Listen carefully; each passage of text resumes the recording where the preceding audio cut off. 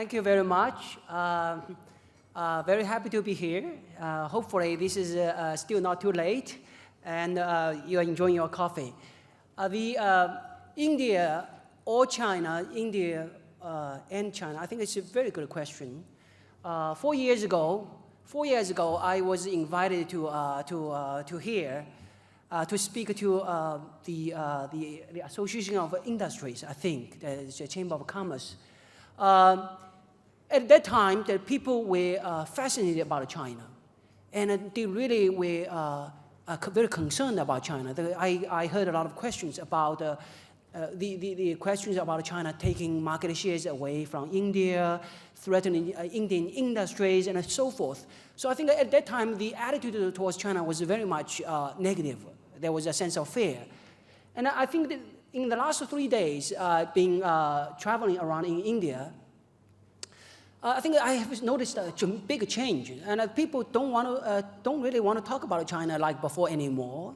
And I think that that's what the 3 years of 80% growth do to people. And after a period of high growth, people become complacent. So instead of when I show up, people will say, "Oh, here comes the China expert, and what's China doing?" I said, "Well, it's okay." Then the next question is, "What do you think? What do you think the stock market is doing?" So the the focus is changed. I think that reflects that the two countries have lived together quite well over the last 3 years. The negative consequences that people were talking about 3 years ago have not materialized. What we have seen is that instead, the market force is working, that the two countries are gaining from each other's strengths. The trade has been rising very rapidly. India's exports to China are rising at 30 to 40% per annum. And India is exporting petrochemical products, exporting iron ore. India's software companies are setting up in China. And on the other side, we see that China is exporting light manufacturing products to India. So far, I think that what I see is a win-win situation. And as long as the situation stays that way, I think people will be happy. There's no guarantee in the future the two countries will not compete against each other. I think that some sort of element of competition is not necessarily bad. Right now, China's strength is in economy of scale, because China has got a cheaper capital. This is something that in India is very different. China's savings rate is so high that interest rate is extremely low. Interbank interest rate is below 2%. 10-year bond market is 3.5%. China's gross savings rate is about 50% of GDP, much higher than the 29% in India. That has led to this surplus of capital and interest rate very low. That has allowed the companies to build up these massive industrial facilities. And so this is where what I see is that China's strength. And China will gain market share in capital-intensive products in the coming years. But at the same time, we see that India is shifting towards the intellectual properties, and software companies are gaining market share rapidly in the world. And also we see that even in some capital-intensive businesses like petrochemicals, a company like Reliance has been able to export a lot to China. And they've been able to set up a business operations in China because they are quite efficient and manage it. So this is where I see that the short term, India is much more leaning towards intellectual property related exports, while China is more driven by capital-intensive exports. And that division of labor is probably going to last for a few years. But over the next maybe 5 years later, India's savings rate will also rise. We saw the same trend in China, that as demographics changes, savings rate rises, then there will be a lot more money for infrastructure, for capital-intensive industries. I think that day in India will happen. So in 10 years' time, probably there will be a bit of more competition between China and India. But I don't think that is that bad, because we see that Germany competing against Japan in automobile, the United States competing against Japan in semiconductor. I do not believe that the competition is bad. As long as that we allow the market force to work, the competition will force both countries to do what's good, the best that they can do, and that will be good for their economic growth and good for the global economy. So I'll stop here and I pass on to the chair.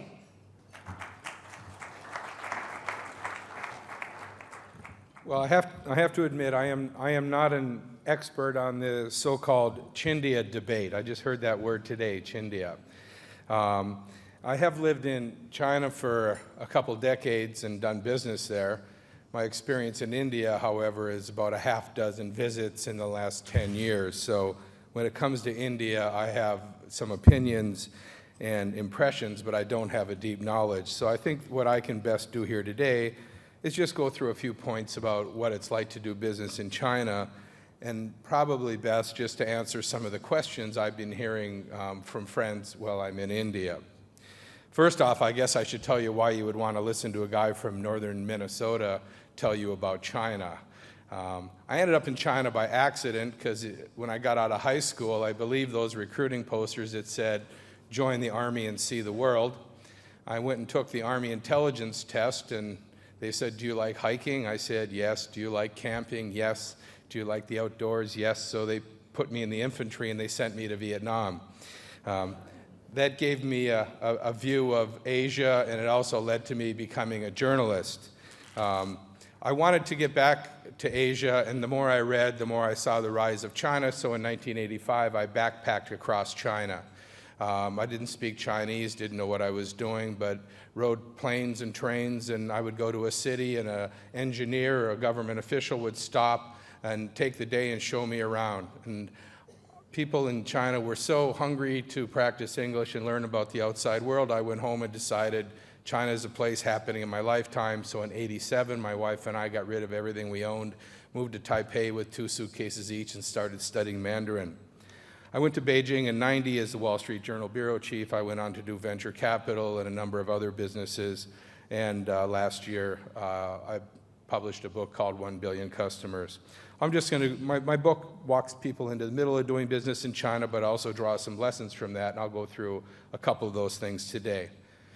But the way I view China, because I wrote a business book, is that China really, looking at it as a business, and I believe China is all about business, is it's the world's largest startup and the world's largest turnaround simultaneously. It's a startup because people are doing what any startup would do here in India or in the United States. It's a massive trial and error effort. They're going as fast as they can. They're copying what other people do, and they're always running after the next opportunity. But it's a turnaround because this is a country that has a couple thousand years of imperial history, commercial tradition, ways of educating people, and all of that has given China great strength in growing as fast as it has. Just to give a little view of how much China has changed, in the last 15 years, China has done what America did in about 100 years. If you look at it in terms of America's development, China has simultaneously gone through the robber baron era of the late 1800s, financial speculation of the 20s, rural to urban migration of the 30s, the consumer boom of the 50s, and even some of the social upheaval of the 1960s. So I'll just go through a couple lessons here that I've pulled out of the book. One is that China's getting richer and richer. People are getting much more materially satisfied, but I also find people getting much more psychologically unsettled. It should be no surprise that China went from communism to capitalism overnight. It's an accident in history that China was ever communist. They needed a revolution, and communism was a revolution of the moment.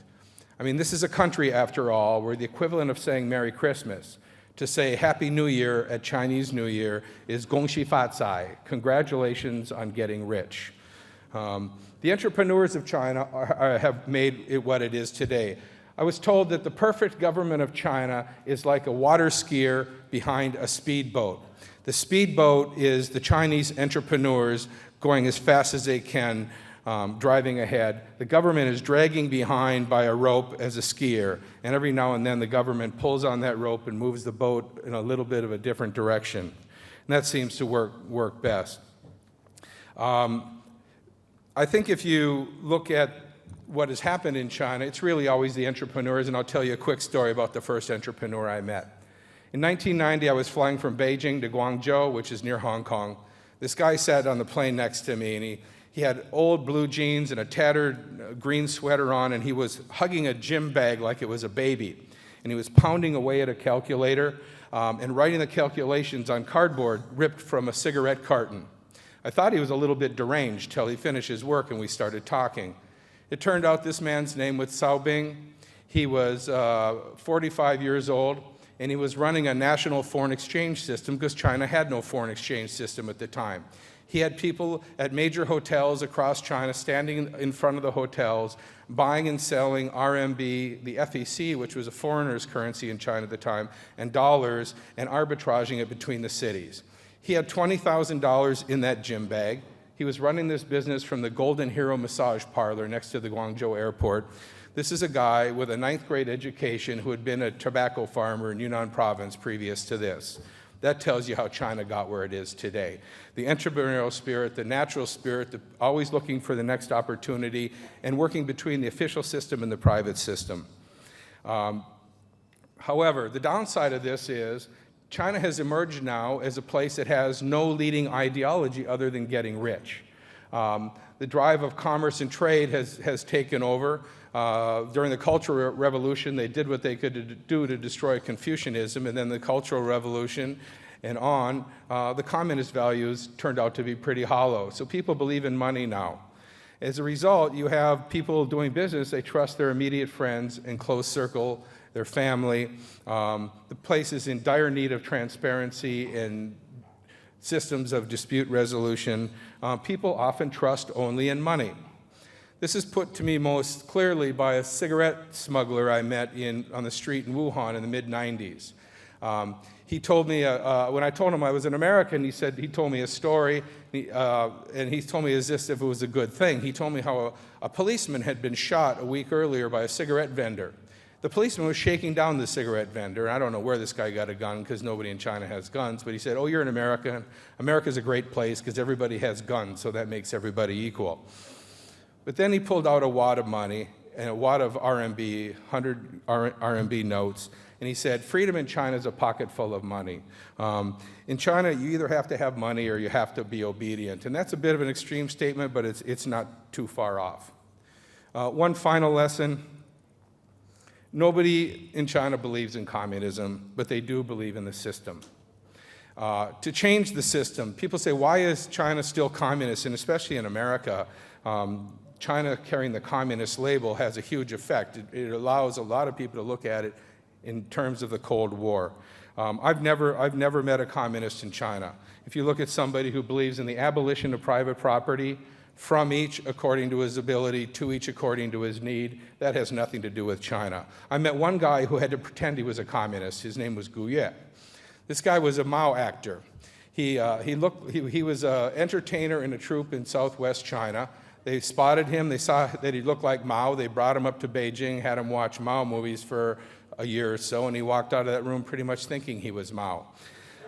I figured this guy was making a lot of money because a lot of actors were doing product endorsements at this time. So I went to his hotel to interview him. He was filming in Yan'an, it's in central China, where Mao and his compatriots lived in caves for quite a few years fighting the revolution. But as we got to his hotel, this guy told me how miserable his life was because he had to be the only communist in China. Because he represented Mao, he could only make $45 a month. So we're sitting in his room, and it's a $2 a night room in the Yan'an Electricity Bureau guest house. There's a crash of a Hong Kong movie coming through the walls, and he's sitting across from me in full Mao costume, and he's looking up at the hillside where people are still living in caves 50 years after the revolution. And he's smoking a cigarette, and I know he's going to say something profound about the state of humanity in China. So he looks up at these caves, and then he looks at me, and he goes, "I got to find a way to make money out of this job." Now, I'm not saying all officials in China are play acting. They're not. It's probably more accurate to say to a Chinese proverb, 知路为马, point at a deer and call it a horse.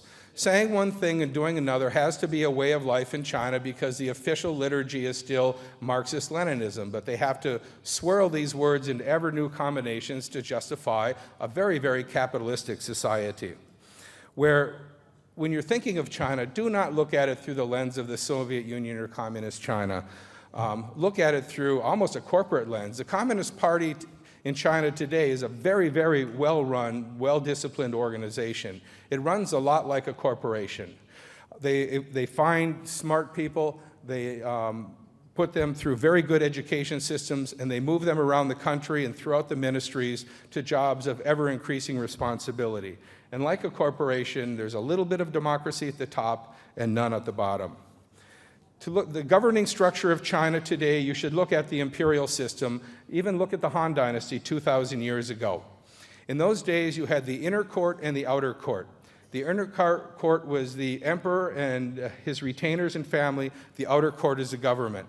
Today, you have the inner court and the outer court. The inner court is the Communist Party's aristocracy, the 500 families that have emerged from the revolution as being the important families of China.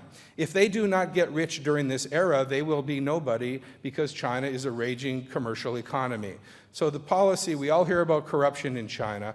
It's really a policy of don't ask, don't tell. China is not a banana republic. They do not sanction their officials filling their pockets with the country's assets. However, if you have privilege and position, you are expected to build the country's economy, create new jobs, expand the economic pie, and it is also okay to make yourself wealthy at the same time, and that's the compromise they have made.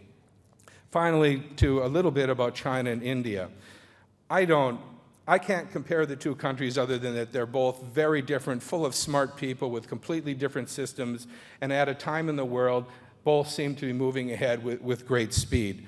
I do not ever see China and India becoming close partners. I just think that the two populations are very different, and when I've seen the interaction between Indian and Chinese people, I don't see a natural affinity. However, that doesn't mean that both countries should work together and pursue their own national interests, their own fortune, and get along very well with their neighbor. India can learn a few things from China. I think one of the things it can learn is infrastructure. What China has built in the 1990s will make you dizzy. They have built tens of thousands of miles of roadway. They have built dozens of ports, dozens of airports, the world's best telecommunication system, and India is way behind China in infrastructure. Also, uniting the country behind economic development, which your current prime minister has done a very good job of. In China, economic development is a sense of national purpose, and the whole country is focused and unified behind it. And finally, I think one thing India can learn, where China was very brave. Zhu Rongji was a man of vision. He was very brave when he let China into the WTO because as the American business community, we were astounded by the commitments that China made. He did it because he believed for China to have globally competitive companies, they needed to let the best companies in the world come in and compete. That doesn't mean there's not regulations that make it hard to compete, but they believe over time that protectionism will only destroy their economy. They need to be able to compete at home with the best companies so they can go international. Also, India should not be afraid of China. China is going to be very consumed with its own problems for quite a few years. The environment in China is a tragedy.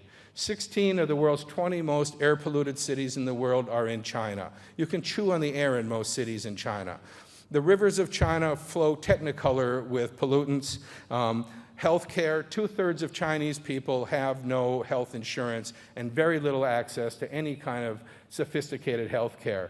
If you're a peasant in China today and your kid gets cancer, you borrow money from anybody you can in your village, you go to a hospital, you must put that money on deposit, and then you watch it draw down every day. And when you run out of money, that doctor's job is to throw you out of that hospital, and it happens every day in China now. I'll leave you just with one thought, and I think this might help get our debate going, because I don't know if I believe it or not. I was once told by a friend of mine who had been a reporter in India and China what was the difference.